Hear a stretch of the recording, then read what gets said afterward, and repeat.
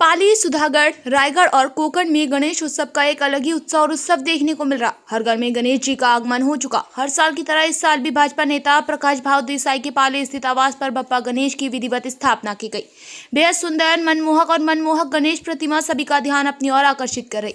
इस समय प्रकाश भाव देसाई ने भगवान गणेश से प्रार्थना करते हुए, हे बप्पा गणेश, किसानों, मजदूरों, कामगारों, युवा, वृद्धों, महाराष्ट्र के प्रत्येक नागरिक, इस देश के सैनिकों को खुश रखे, सभी कष्टों, दुखों और बाधाओं को दूर करे, सभी को सुखी और आनंदित रखे और सभी को सफलता प्राप्त हो।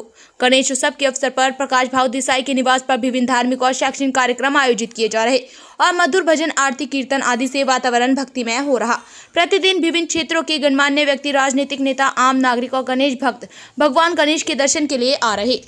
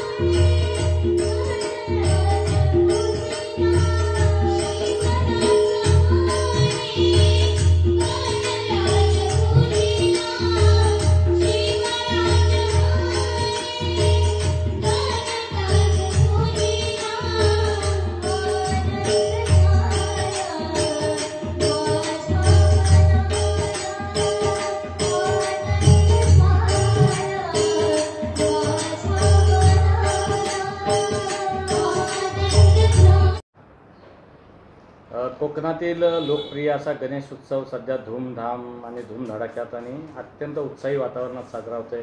काय सांगाल गणेश भक्तांना, काय कशा पद्धतीने शुभेच्छा द्या? सर्वप्रथम जगातील सर्व गणेशोत्सव भक्तांना मनपूर्वक या उत्सवाच्या शुभेच्छा।